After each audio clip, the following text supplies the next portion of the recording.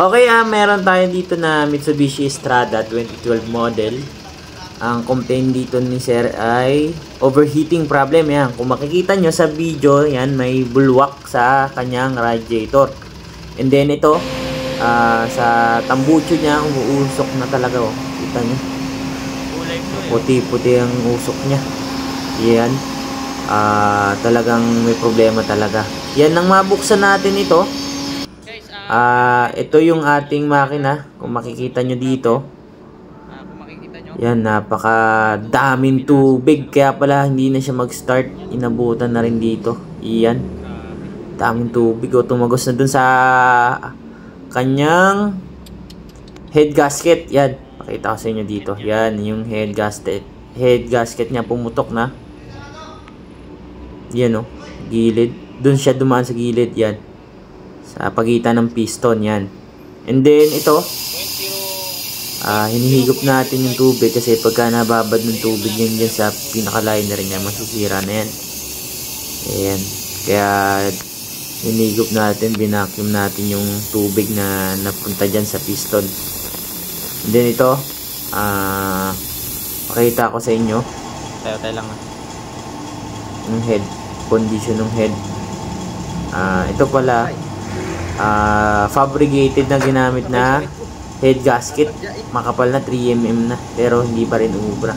Doon lang tumawid sa kabila. Kaya ganito pa rin, overheating problem pa rin kasi parang na top overhaul na to, pangalawang top overhaul na, pero hindi umubra at hindi pa rin nagamot yung overheating niya. Ilaw dito muna. Check natin yung clearance ng ating block, yung surface. 0.05 0.63. Yan. Dito hindi siya pumasok dito, pero dito sa gitna, ilaw kaya dito sa kabila. Yan. Yan o, lusot o. Okay. Gitna. Yan.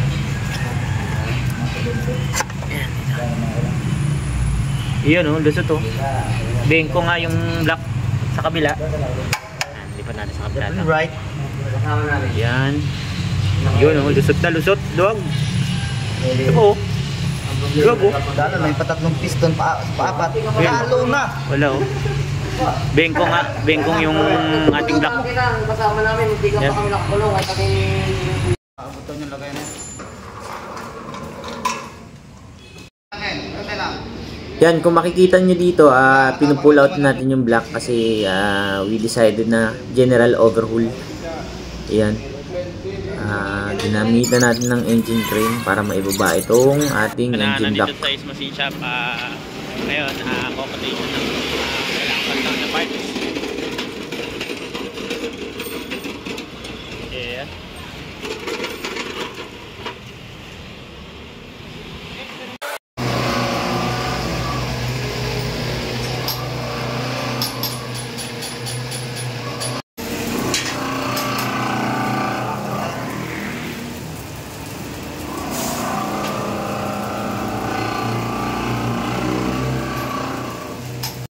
Kakagaling lang sa machine shop nitong block.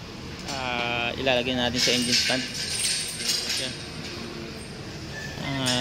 Yung sigunyal, pinalish, pati yung pinalitan ng slip. Yan. Yan, kinabit natin sa engine stand para mas madali siyang ma-assemble. Madaming parts pa tayong nilinisan dyan after natin makabit yung engine block para mas maganda ang performance, kasi lalo na pag naghalo yung ating engine oil and yung coolant or tubig, kasi yung iba dumadali dun sa ibang parts katulad ng oil pump and then oil cooler, kaya dapat malinis yun bago natin ikabit. Yan, ito na yung ating engine block. Inikot-ikot natin yung sigunyal. So far, so super smooth naman. Ayan.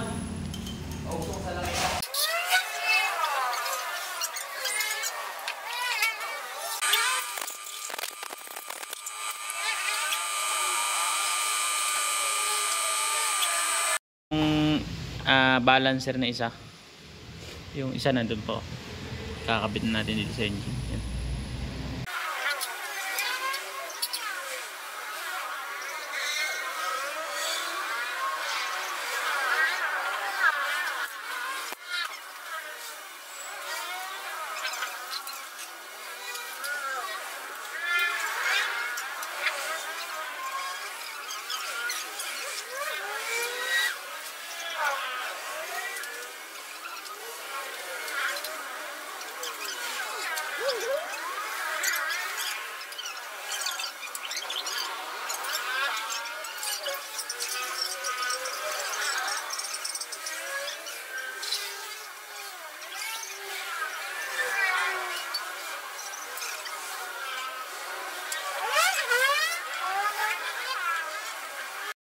Yun o. Kapit na o. Ayun, napunit o. Ibig sabihin, okay na yung clearance nya. Sa kabila.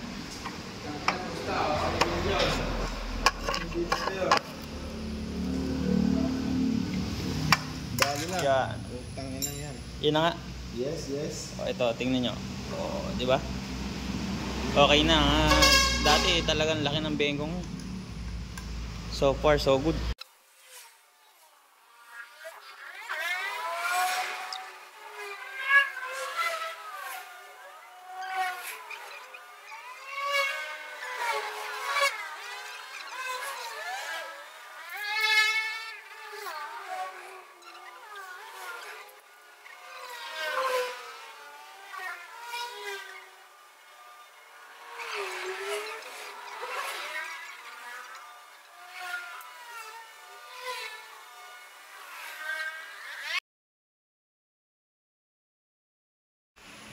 Yan o, ito baluktot na hose o. Galing to sa block. Dapat dyan dumadalo yung ating coolant. Ito diretso dito. Untang thermostat. Ibig sabihin yung galing block hindi dumadaloy. Papunta dito sa thermostat o yan o. Possibility na nag-overheat siya dito sa block. Yan.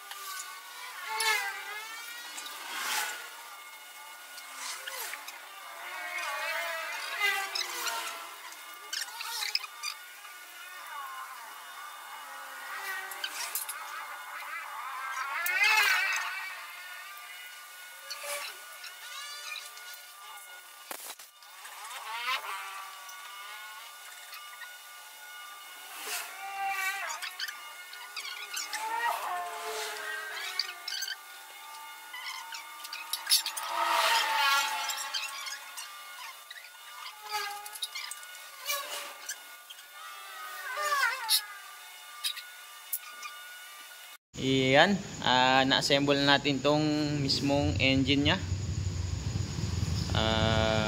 Bukas ikakabit natin dito sa sasakyan Estrada para ma-start na rin to bukas ng hapon. Iyan, all goods. Yan na, nakakabit na tong makina. Tingnan muna ng Wilkins. Malakasan natin pang overhauling.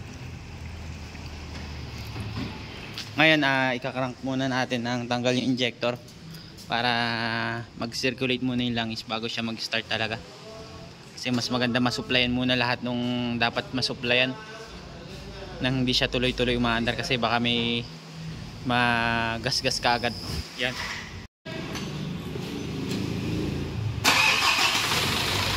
One click Ano yung naingay dito? Minasayad Pero okay na yung takbo.